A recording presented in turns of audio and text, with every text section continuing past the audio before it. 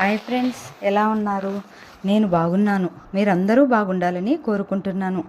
ఇప్పుడు కథలోకి వెళ్దాం. చదువుతున్నది శోభారెడ్డి. ఏమిటండి అవకాశం? రేపు చేయమంటారా? మీకు ఈ సాహిత్యం చదివి మతిపోయినట్టుంది. ఒకసారి రేపు చేస్తే, అందులోనూ కన్నెపిల్లని రేపు చేస్తే గర్భం వస్తుందనేది కేవలం సాహిత్యానికే పరిమితమేమో. ఏ డాక్టర్ కానీ, ఏ మెడికల్ మ్యాగజైన్ కానీ దీన్ని ఒప్పుకోదు. నేను కోరేదల్లా, నాకు తెలియకుండా మీరేమీ ఎత్తుల మీద ఎత్తులు వేయకండి.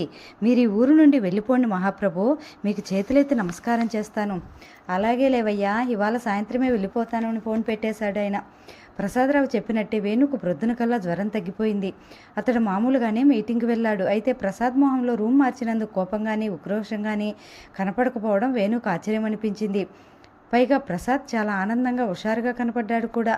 దానికి కారణం ఆ రాత్రి అతడు ఏర్పాటు చేసుకున్న సముద్రం పక్క బీచ్ రిసార్ట్ మకాం. వేణుకు ప్రేమతో కలిసి ప్రసాద్ వేసిన ప్రోగ్రాం సంగతి తెలీదు. అతడు మామూలుగా మీటింగ్ నుండి తిరిగి వచ్చేసరికి వాళ్ళిద్దరూ తయారై వెళ్ళిపోవడానికి సిద్ధంగా ఉన్నారు. వేణు ఎక్కడికి అని అడిగాడు. ప్రేమ ప్రసాద్ చెప్పింది చెప్పి, మీరు కూడా వస్తారా అని అడిగింది. వద్దులేండి, నేను రెస్ట్ తీసుకుంటాను అన్నాడు. ఆ సమాధానానికి ప్రసాద్ మొహంలో సంతోషం కొట్టొచ్చినట్టు కనపడింది. వెళ్ళేటట్లయితే తొందరగా బయలుదేరటం మంచిది.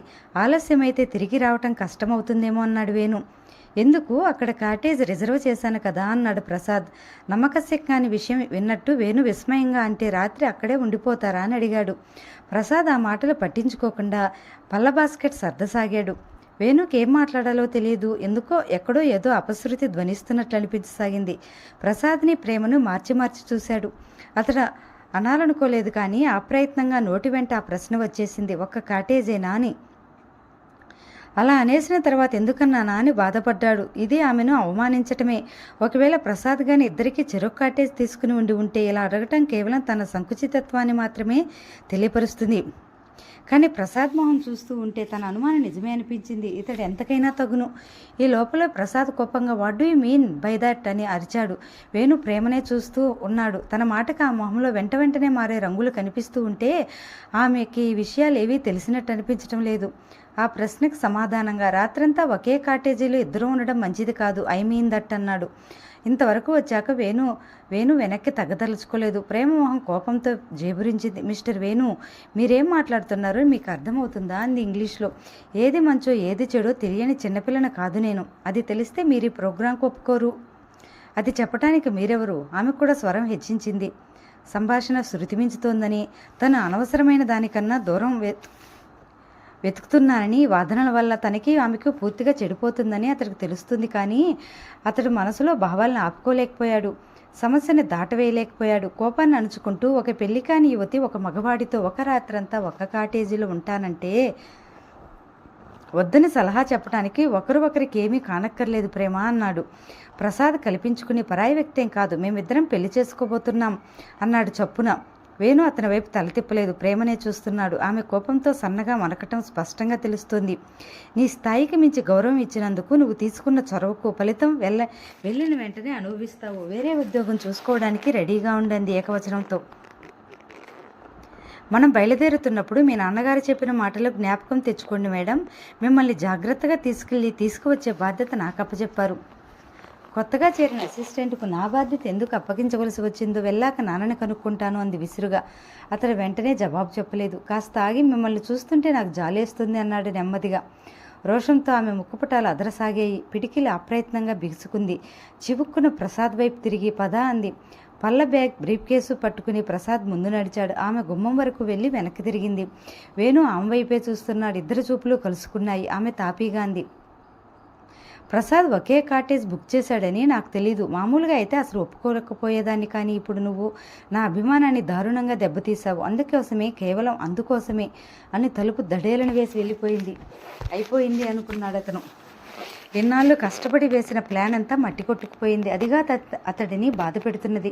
అంతకన్నా సున్నితమైన మరేదో భావం. తన ఆరోగ్యం గురించి ఆమె కనుక్కోవటం, ప్రక్క గదిలో నుంచి ఫోన్ చేయటం. ప్రేమ ఉద్భవించడానికి పెద్ద పెద్ద కారణాలు కావాలేమో కానీ అభిమానం, ఆత్మీయత పెంపొందటానికి చిన్న చిన్న విషయమే చాలు. ఒక అందమైన చిత్రాన్ని ఎవరో పాడు చేస్తున్న అనుభూతి కలిగింది. అక్కడ ప్రేమ ఉన్నా, ఇంకో అమ్మాయి ఉన్నా ఇలాంటి బాధే కలిగేదేమో. ఈ విపత్కర పరిస్థితిని ఎలా తప్పించాలో అతడిని అర్థం కాలేదు. అదే సమయానికి అతడికి అకస్మాత్తుగా ప్రసాదరావు గుర్తొచ్చాడు. క్రింది గదిలో ప్రయాణానికి సిద్ధమవుతున్న ప్రసాదరావుని కలుసుకోవటానికి గది తలుపులు కూడా వేయకుండా పరిగెత్తాడు. రిసెప్షన్ దగ్గరికి వెళ్ళి రొప్పుతూ అతడి గురించి ఎంక్వైరీ చేశాడు. ఏ ప్రసాదరావు? క్లర్క్ అడిగాడు. అతని వివరాలు చెప్పాడు. క్లర్క్ రిజిస్టర్ చేస్తూ ఆయన ఇప్పుడే 10 నిమిషాల క్రితమే ఖాళీ చేసి వెళ్ళిపోయాడు అన్నాడు. వేణు హతాశుడయ్యాడు. పరిస్థితులన్నీ ఒక్కసారిగా తనకు వ్యతిరేకమైనట్టు అనిపించసాగింది. తన గదికి వచ్చేశాడు. ఆ రాత్రి ఏ పని చేయబుద్ధి కాలేదు. అనుక్షణము ఒకటే ఆలోచన, అక్కడ ప్రేమ ఏమైందా అని. మరి కొంచెం సేపు గడిచేసరికి ఆగలేకపోయాడు. ట్యాక్సీని మాట్లాడుకుని బీచ్ రిసార్ట్కి బయలుదేరాడు. తను చేసేది ఎంత తెలివి తక్కువ పనో అతడు అప్పుడు ఆలోచించలేదు. ఈ అర్ధరాత్రి తను అక్కడికి వెళ్ళి చేసేదేమీ ఉండదని కూడా అతను భావించలేదు. వెళ్ళాలనిపించింది. బయలుదేరాడంతే. అతడు అక్కడికి చేరుకునేసరికి 11 అయింది. అక్కడక్కడ విసిరేసినట్టున్నాయి కాటేజీలు. అతడు ఆఫీస్ దగ్గరికి వెళ్ళి వాళ్ళ గురించి వాకప్ చేశాడు. ఆ క్లర్కు అతడి వైపు అనుమానంగా చూస్తూ మీరెవరు అని అడిగాడు. అటువంటి హోటల్స్లో రాత్రిపూట కస్టమర్స్ని డిస్టర్బ్ చేయడానికి ఎంతో అవసరం ఉంటే తప్ప సాహసించరు. చాలా ముఖ్యమైన పని. నేను అతడి గురించే చాలా దూరం నుంచి వచ్చాను అన్నాడు. క్లర్కు కాటేజ్ నెంబర్ చెప్పాడు. ఇసుకలో వేసిన రోడ్డు అది. రోడ్డుకి అటు ఇటు వరుసగా ఉన్నాయి. కాటేజీలు అతడి నెంబర్ వెతుక్కుంటూ తనకు కావలసిన కాటేజ్ ముందు నిలబడ్డాడు. అక్కడి వరకు వచ్చి అలా నిలబడ్డాక అప్పుడు అర్థమైంది అతనికి తను చేసింది ఎంత బుద్ధి తక్కువ పనో. అసలు తనకి ఆమెకి సంబంధం ఏమిటి? ఆమె ఎలా పోతే తనకేమిటి? కాదు ఈ పందెం నెగ్గాలంటే ఆమెకి ప్రసాద్కి స్నేహం కూడదు అని అనుకున్నాడు. మళ్ళీ అంతలో మరో అనుమానం. నిజంగా తను వచ్చింది అందుకేనా? కేవలం ఈ పందెం కోసమే ట్యాక్సీ వేసుకుని ఇంత దూరం వచ్చాడా? కాదని మనసు చెప్తోంది. ఈ లోపల అతడి ఆలోచనలకు భంగం కలిగిస్తూ దూరంగా లైటు వెలిగింది. అతడు కళ్ళు చిట్లించి చూశాడు. 2 నిమిషాల తర్వాత లైటు ఆరిపోయింది. అతడి మనసు మరింత వికలమైపోయింది. వాళ్ళు ఇంకా మేలుకునే ఉన్నారన్నమాట. ఇంత అర్ధరాత్రి వరకు కబుర్లు చెప్పుకుంటూనే ఉన్నారు. అతడికి ఆమె మీద విపరీతమైన కోపం వచ్చింది. అది కోపం కూడా కాదు, కసి, ఉక్రోషం, నిస్సహాయత. అన్నీ ఆమె మీద అధికారం లేదు, కానీ ఏదో చేయాలని కోరిక. మళ్ళీ లైటు వెలిగింది. అతడు లోపల ఏం జరుగుతున్నదే అర్థం కాలేదు. ఇంతలో కాటేజీ తలుపు దడేలని తెరుచుకుంది. ప్రేమ గుమ్మంలో నుంచి బయటకు రాబోతుంది. అతడికి తను చూస్తున్నది కలో నిజమో అర్థం కాలేదు. ఆమెను చూసి అతడు చప్పున రోడ్డు పక్క నుంచి లైటు వెలుతురులోకి వచ్చాడు. ఆమె కూడా అతడిని అంత హఠాత్తుగా అక్కడ చూసేసరికి బిత్తరపోయింది. కానీ ఆమె మొహంలో చిరాకు కానీ తన మీద చేస్తున్న గూఢాచారి చర్యపై కోపం కానీ కనపడలేదు.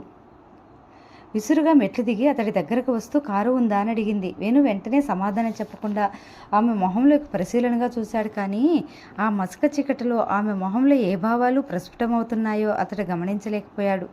కానీ ఆమె ఏదో విపరీతమైన ఒత్తిడిలో ఉన్నట్లు గ్రహించగలిగాడు. ప్రేమ తిరిగి తన ప్రశ్న రెట్టించబోయేటంతలో అతడు కలలో నుంచి తేరుకున్నవాడిలా తెప్పరెళ్ళి ఉంది మేడం అంటూ దూరంగా ఉన్న ట్యాక్సీ వైపు సైగ చేశాడు. అది వచ్చి ఆగగానే ఆమె ఎక్కి కూర్చుంది. అతడు ముందు సీట్లో ఎక్కి తలుపు వేశాడు. కారు కదులుతూ ఉంటే కాటేజ్ వైపు చూశాడు. లోపల నుంచి రాబోతూ ఉన్న ప్రసాద్ కదులుతూ ఉన్న కారును చూసి తన కళ్ళని తనే నమ్మలేకపోతున్నట్లు తలుపును పట్టుకుని నిలబడిపోవడం స్పష్టంగా కనిపించింది. కారులో అసలు ప్రేమ మాట్లాడలేదు. వేణు ఏదో అనుభూతూ వెనక్కి తిరిగి చూసి తన ప్రయత్నాన్ని విరమించుకున్నాడు. దాదాపు అరగంటలో కారు హోటల్కి చేరుకుంది. అతడు ట్యాక్సీకి డబ్బులు ఇచ్చి పంపించే లోపల ఆమె రిసెప్షన్ వద్దకు నడిచి తన గది తాళం చెవులు తీసుకుని వెళ్ళిపోయింది. వేణు కూడా తీసుకున్నాడు. ఆమె కనీసం ఒక్క మాటైనా మాట్లాడుతుందని ఆశించాడతను. తన గది తాళం తీయబోతూ పక్క గది వైపు చూశాడు. ఆమె లోపలికి వెళ్ళిపోయినట్టు తలుపులు మూసి ఉన్నాయి. అతడు తలుపు ఎందుకో తెరిచి తన గదిలోకి ప్రవేశించాడు. అతడికి ఆ క్షణం ఒంటరిగా చికాకుగా అనిపించింది. ఒళ్ళు మళ్ళీ కొంచెం వెచ్చగా ఉన్నట్టు కూడా అనిపించసాగింది. బూట్లలోంచి కాళ్ళు తీసేసి బట్టలు కూడా మార్చుకోకుండా అలాగే నిస్తారణంగా పక్క మీద వాలిపోయాడు. అలా ఎంతసేపు గడిచిందో తెలియదు. కళ్ళకు చెయ్యి అడ్డు పెట్టుకుని కదలకుండా చాలాసేపు పడుకున్నాడు. ఇంతలో ఆ గది నిశ్శబ్దాన్ని భంగపరుస్తూ టెలిఫోన్ మోగింది. అతడు రిసీవర్ ఎత్తి హలో అన్నాడు. వేణు అటు నుంచి ఆమె కంఠం వినపడింది. ఆ సమయంలో ఆ కాల్ని ఊహించకపోవడంతో రిసీవర్ మీద అతడి చెయ్యి అప్రయత్నంగా బిగుసుకుంది. ఆమె ఏదో చెప్పాలని ఆగిపోయినట్టు నిశ్శబ్దం. రిసీవర్ వైర్ కదిలిని చప్పుడు, చిన్న తటపటాయింపు. అతడు మళ్ళీ హలో అన్నాడు. ఇదంతా మీ గురించే. మీరు అలా రెచ్చగొట్టుపోయి ఉంటే నేను అలా వెళ్ళేదాన్నే కాదు. మీరే చేసింది ఇదంతా. మీదే తప్పు, నాదేం కాదు తెలుసా అని అతడు ఏదో అనబోయేంతలో ఫోన్ పెట్టేసింది. అతడు అప్రతిభుడయ్యాడు. ఆమె అలా గదిలో నుంచి బయటకు వచ్చేసి తనని చూడగానే కారుందా అని అడగటం, మౌనంగా ఎక్కి కూర్చోవటం, ఇదంతా చూసి లోపల ఏదో జరిగిందని గ్రహించాడు.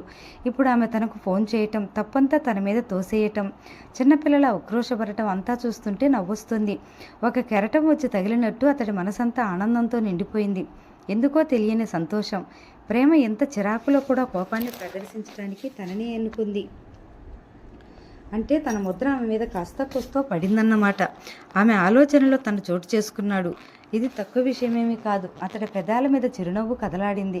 ఎగిరి గంతేసి నాట్యం చేయాలనుకున్నాడు. కానీ అతని ఆనందం ఎక్కువసేపు నిలవలేదు.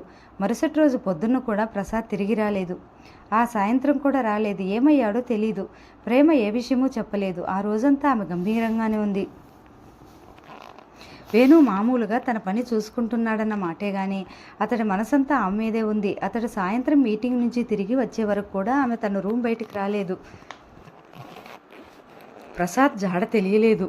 అతడు బట్టలు మార్చుకుని ఆమెను పలకరించడానికి వెళ్ళాడు. ఆమెను చూసి ఆశ్చర్యపోయాడు. 12 గంటల్లో ఆమె ఎంతగానో మారిపోయినట్టు అనిపించింది. అతడిని చూసి మనం ఇంకా ఇక్కడ ఎంతకాలం ఉండాలి వేణు అని అడిగింది. ఆమె కంఠం చాలా మామూలుగా ఉంది, కానీ తరచి చూస్తే అందులో ఒక రకమైన అలజడి కనబడుతుంది. ఇంకో 2 రోజులు ఉండవలసి వస్తుందేమో అన్నాడు. నేను రాత్రికి వెళ్ళిపోదామనుకుంటున్నాను. నా ప్రయాణానికి ఏర్పాట్లు చేయించు. అతడు ఆమె వైపు విస్మయంగా చూశాడు. ఇంతవరకు వచ్చి మీరు ఇంకే చర్చలు వద్దు. నేను ఇక్కడ ఇంకొక రోజు కూడా ఉండలేను అంది. మరి ప్రసాద్, ఆ బాస్టర్డ్ గురించి నాతో మాట్లాడుకు. ఏదో జరిగింది. ఇద్దరి మధ్య గత రాత్రి ఏదో జరిగే ఉండాలి. వేణు ఆమె వైపు పరిశీలనగా చూశాడు. ఆమె మొహంలో ఏ భావమో కనపడలేదు. జరిగిందంతా ప్రసాదరావుకు తెలిస్తే అతడు ఎంత సంతోషిస్తాడో కదా అనుకున్నాడు. ముఖ్యంగా తన మధ్య అడ్డు తొలగిపోయింది. ఈ గొడవలో ప్రసాద్ బహుశా వెళ్ళిపోయి ఉంటాడు. ప్రసాదు ఒకే ట్రైన్లో ప్రయాణం చేస్తూ ఉండి ఉంటారు అని వేణు నవ్వుకున్నాడు. అసలు జరిగిందేమిటో వేణుకు తెలీదు. కాటేజ్లోంచి ప్రేమ పరిగెత్తుకు వచ్చి వేణు కారు ఎక్కేశాక మరో జీపు వచ్చి ఆ కాటేజ్ ముందు ఆగింది. అందులో నుంచి ఇన్స్పెక్టర్ దిగాడు. బయలుదేరడానికి సిద్ధంగా ఉన్న ప్రసాద్ పోలీస్ జీపు చూసి అవాక్కయ్యాడు. కానీ అంతలోనే సర్దుకున్నాడు. సాధారణంగా అర్ధరాత్రి పూట లాడ్జింగ్కు పోలీసు జీబు వచ్చిందంటే అది రైడింగ్ కేసు కోసమే అయి ఉంటుంది. అదృష్టవశాత్తు ప్రేమ వెళ్ళిపోయింది. లేకపోతే చాలా ఇబ్బందికరమైన స్థితి ఏర్పడి ఉండేది.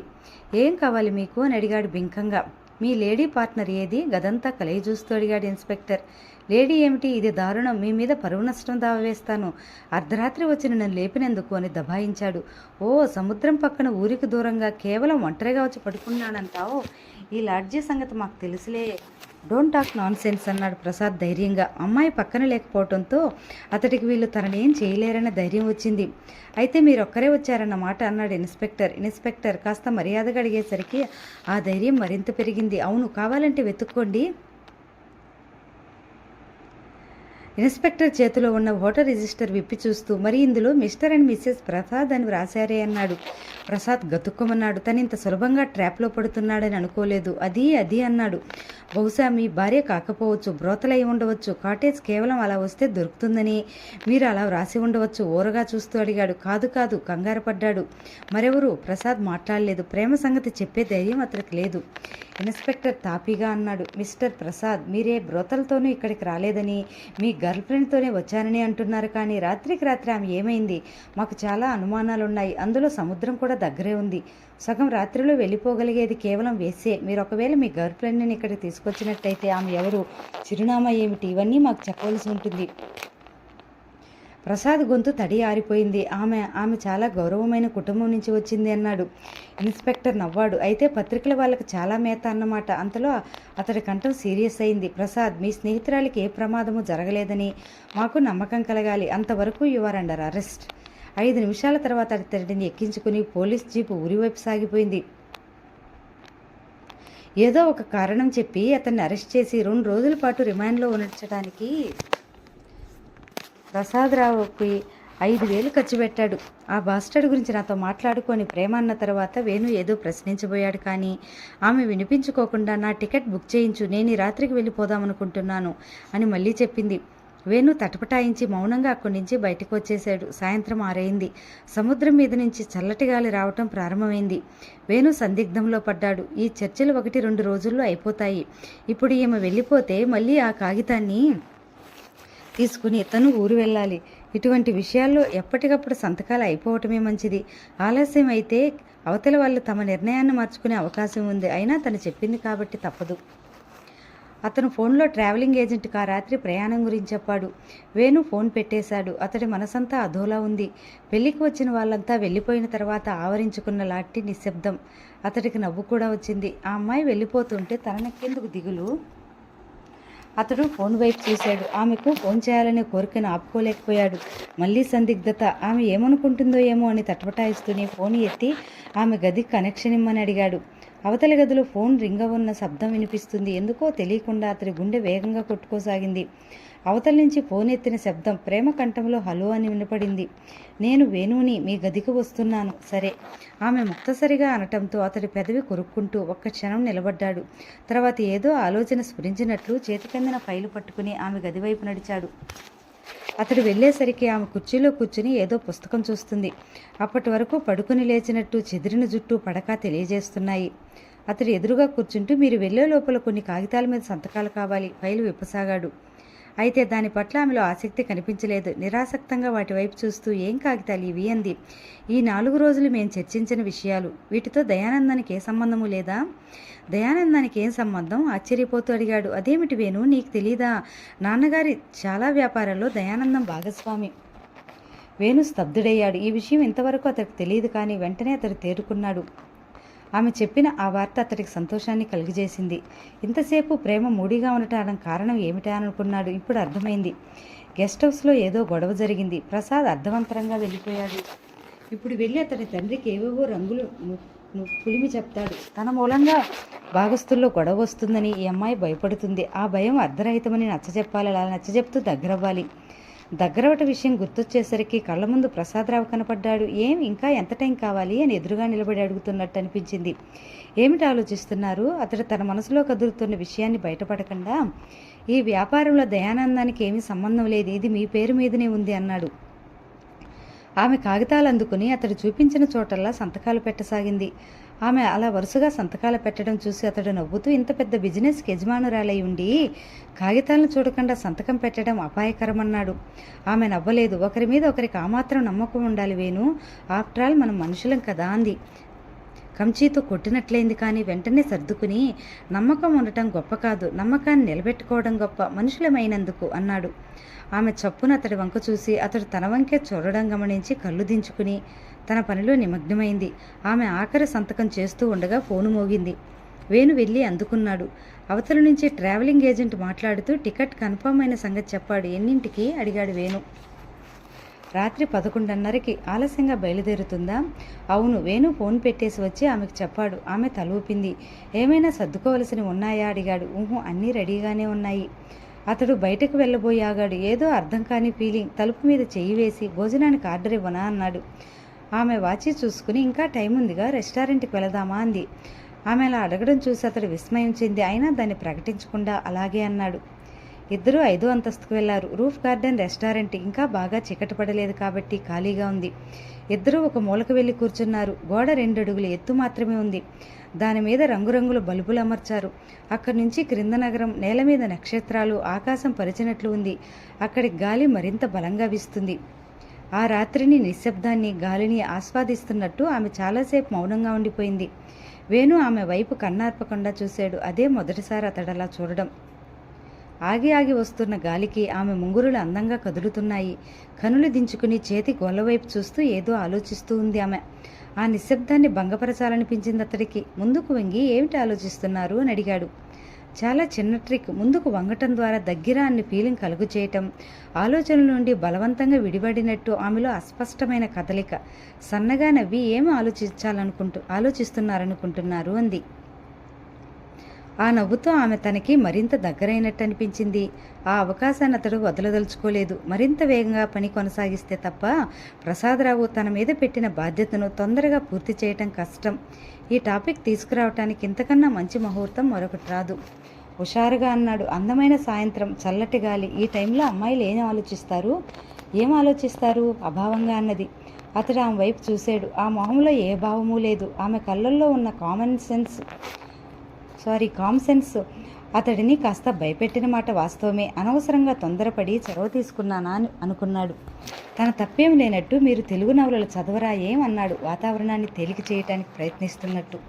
అప్పుడప్పుడు చదువుతానే, అది సంగతి. రెగ్యులర్గా చదివితే తెలిసి ఉండేది. ఏం తెలిసి ఉండేది? మీలాంటి అందమైన అమ్మాయి ఒక అందమైన సాయంత్రం ఉన్నట్టుండి ఆలోచనలోకి జారుకుంది అంటే దానికి అర్థం ఏమిటో నవలా రచయిత్రులు పలు పలు విధాలు వర్ణించారు. అమ్మాయిలు ఏం ఆలోచిస్తారో రచయితలకేం తెలుసు? ఆమె ఈ విషయం పట్ల ఇంత ఆసక్తితో చొరవగా, పైగా నవ్వుతూ అడగటంతో అతడికి తిరిగి ధైర్యం వచ్చింది, నమ్మకం పెరిగింది. కొద్దిగా సమయం దొరికితే చాలు అమ్మాయిలు మధురోహాలతోనూ అందమైన ఆలోచనలతోనూ నిండిపోతారని, వాళ్ళు కానీ వ్రాస్తూ ఉంటే అంతకన్నా స్టూపిడిటీ ఇంకొకటి ఉండదు. బహుశా వాళ్ళు తాము యవ్వన కాలంలో దాన్ని కోల్పోబట్టి వాళ్ళ ఆలోచనలు ఎప్పుడూ దాని చుట్టూ కేంద్రీకృతమై ఉండి ఉండవచ్చు. అతడు కాస్త దెబ్బతిన్నాడు. అయినా తనకు కావలసిన టాపిక్ గురించి ఆమె మాట్లాడటం సంతోషంగానే ఉంది. అంటే ఈ కాలం అమ్మాయిలకు ప్రేమంటేనే తెలియదంటారా అని అడిగాడు అమాయకంగా. ఆ క్షణం అతడి మొహాన్ని ప్రసాదరావు చూసినా కూడా ఆ అమాయకత్వం నటనాన్ని గ్రహించలేడు. ఆమె తల అడ్డంగా ఊపి తెలియదనను, కానీ వాళ్ళు వ్రాస్తున్నట్టు అబ్బాయిలకు అమ్మాయిలకు, ముఖ్యంగా ఈ జనరేషన్ వాళ్ళకు అదొక్కటే ఆలోచన అంటే నేను ఒప్పుకోను. సైన్స్ నుంచి ఫిలాసఫీ వరకు, క్రికెట్ నుంచి కామర్స్ వరకు ఏ ఆలోచన అయినా ఇంతే ఆనందాన్ని ఇస్తుంది. జీవితంలో ప్రేమ ఒక భాగం అంతే. ప్రేమే జీవితమంతా కాదు. కానీ వీళ్ళు రాస్తున్నదేమిటి? కాలేజీ అమ్మాయిలోకెల్లా అందమైన తెలివైన హుషారైన అమ్మాయిని హీరోయిన్గా చిత్రీకరించటం, ఆ హీరోయిన్తో సెల్ఫ్ ఐడెంటిఫై చేసుకునే స్థితికి తీసుకెళ్తారు. ప్రేమించటం తప్ప ఇంకేం చేయకపోవడంతో ఆ వయసులో ప్రేమలో పడడం మాత్రమే కేవలం హీరోయిన్కు ఉండవలసిన అర్హత అని ఇండైరెక్ట్ హిప్నాటిజం ఇస్తున్నారు. అతడు అప్రతిడై ఆమె వంక చూశాడు. ఈ అమ్మాయి ఇంత లోతుగా ఆలోచిస్తుందని అతడు అనుకోలేదు. ఆ అమ్మాయినైనా డైనింగ్ టేబుల్ దగ్గరికి రెక్కపట్టుకుని దగ్గరికి లాక్కుని రోషంగా ముద్దు పెట్టుకోవాలని ప్లాన్ వేసింది. ఈ అమ్మాయితోనైనా జ్వరం పేరుతో దగ్గరవ్వాలని ఆలోచన చేసింది. అతడికి మొట్టమొదటిసారి తాము ఓడిపోతామేమో అన్న భయం కలిగింది.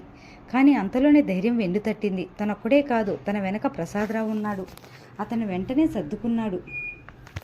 నవ్వి ఏదో టాపిక్లో నుంచి మనం ఇంకేదో విషయంలోకి వచ్చాం. ఇంతకీ మీరేం ఆలోచిస్తున్నారు చెప్పనే లేదు? ఎప్పుడు? ఓ అప్పుడా? అప్పుడే. ఆమె ఏం చెప్తుందా అని అతడు ఊపిరి బిగపెట్టలేడు. ఎందుకో రాత్రి తనకు అనుకూలిస్తుందనే అనిపిస్తుంది. అనుకోకుండా జరుగుతున్న ఒక్కో సంఘటనే తన ప్రయత్నం లేకుండానే ఆమెకు తనకు దగ్గర చేస్తుంది. Thank God. మళ్ళీ ఏమిటి ఆలోచిస్తున్నారు? అంత చెప్పకూడనిదా? పోనీ అంత రహస్యమైతే వద్దులేండి ఓరగా చూస్తూ అన్నాడు, ఓ రహస్యం పంచుకున్నట్టు. అబ్బెబ్బే, అటువంటిదేమీ లేదు. మరి మీరన్నట్టు చల్లటి గాలి, అందమైన సాయంత్రం. కానీ చూడండి, ఒక్కోసారి మన చుట్టూ వాతావరణానికి మన ఆలోచనలకి ఏ సంబంధమూ ఉండదు. నేను నిజంగా అప్పుడు ఆలోచించింది దేని గురించో తెలుసా? అదేగా చెప్పమంటున్నాను, ముందుకు వంగి అన్నాడు. అలా వంగటంలో ఆమె మెడ మీద నుంచి వచ్చే గాలి తాలూకు పౌడర్ పరిమళం అతడిని చుట్టుముట్టింది. టేబుల్ మీద పడిన నీటి చుక్కని చూపుడు వేలతో ఒక సరళ రేఖగా గీస్తూ ఆమె అంది, నేను ఆలోచించింది మా అమ్మ గురించి. అప్పటి వరకు నిశ్చలంగా ఉన్న నీటి మీద నుంచి ఒక్కసారిగా లేచి రెక్కలు టప్టపా కొట్టుకుంటూ కొంగలన్నీ చెల్లాచెదరైనట్టు లాగి సంధించిన వింటి నుంచి బాణం వెలువడినప్పుడు కలిగే గుంకార శబ్దం మనసును కదిలించినట్టు గొగుర్పాటు. మీకు అమ్మ లేదు కదూ? అవును, నాకు కూడా. ఇద్దరూ మాట్లాడుకోలేదు. మనసు అర్థమైనప్పుడు మౌనమే మాట్లాడుతుంది. బయట నుంచి హిందీ పాట స్పీకర్లో నుంచి, చాలా మంచి పాట కదూ అన్నాడు. నాకు హిందీ సరిగ్గా రాదు అంది. మనిద్దరం ఒక్కసారిగా అపరిచితం అయిపోయి తిరిగి కొత్తగా స్నేహం మొదలు పడితే ఎంత బావుణ్ణు అనే అర్థం. మనకి ఏమిటి? అతనికి తన తప్పు అర్థమైంది. నోరు జారేరని తేలింది. వెంటనే సర్దుకుని, మనిషికి ప్రేమ గురించి, మిగతా ప్రపంచంతో బాంధవ్యం గురించి అర్థమయ్యేటట్లు చెప్పేది చిన్నతనంలో తల్లే కదూ. ఆమె లేకపోతే మిగతా జీవితం అంతా ఆ వాక్యం వెంటాడుతూనే ఉంటుంది అన్నాడు. ఆమె విషాదంగా నవ్వి, ఆ విషయంలో మనిద్దరం ఒకే పడవలో ప్రయాణిస్తున్నాం అని చాలాసేపు మౌనంగా ఊరుకుని సన్నటి స్వరంతో వేణు అంది. ఒక్కోసారి నాకు చాలా ఒంటరిగా, ఎవరూ లేనట్టు అనిపిస్తుంది. నీకు అలాగే అనిపిస్తుందా? మరీ చిన్నపిల్లల ఆమె అడిగిన ఆ ప్రశ్నకు అతడికి నవ్వు రాలేదు. కళ్ళెత్తి ఆమె వైపు చూశాడు. ఆమె అంది, ఈ మధ్య నాకు ఆ భావం మరీ ఎక్కువైంది వేణు. అందరూ నన్ను మోసం చేస్తున్నారన్న భావం.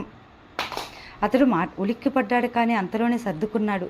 బహుశా రాత్రి జరిగిన సంఘటనతో ప్రసాద్ గురించి ఆమె అలా ఉండి ఉండవచ్చు. అలా అనకండి, కళ్ళు తెరిచి చూస్తే ప్రపంచమంతా స్నేహమయంగానే అనిపిస్తుంది అన్నాడు ఓ కవి. నిజమా? నిజం.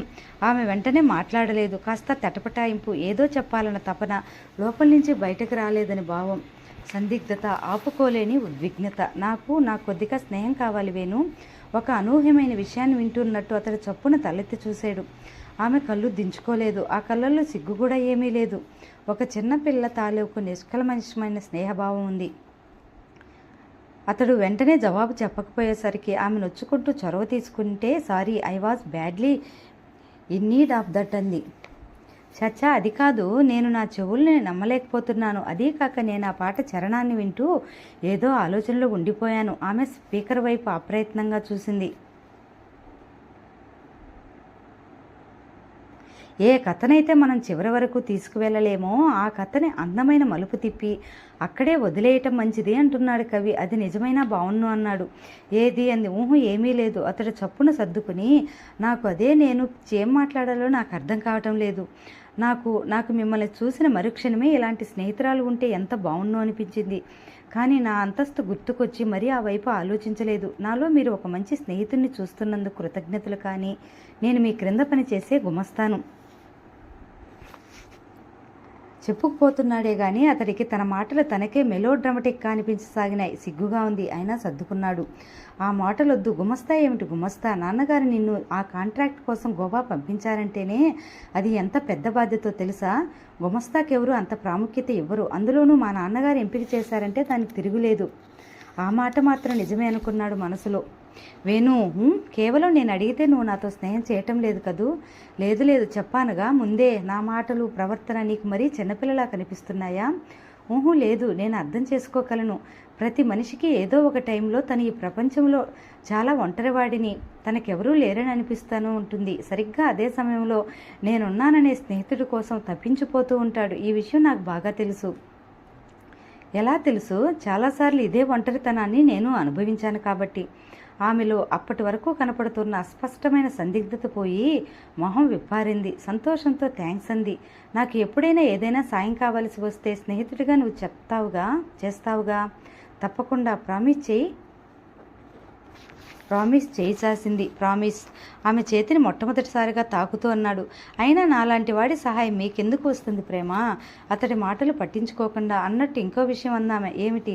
మనం ఇప్పుడు స్నేహితులం. నన్ను మీరు అనడం ఆపేయాలి. అతడు ఇబ్బందిగా తలూపుతూ సరే అన్నాడు. నా తరపు నుంచి కూడా ఒక విషయం. ఏమిటి? మనం ఇప్పుడు స్నేహితులం కాబట్టి నువ్వు నాకు సహాయం చేయాలి. అంటే నా మాట వినాలి. ఏం మాట అది? ఈ రాత్రికి ప్రయాణం మానేటాం. ఆమె ముందు తెల్లబోయి అంతలో అర్థమై సరే అని తేలిగ్గా నవ్వేసింది.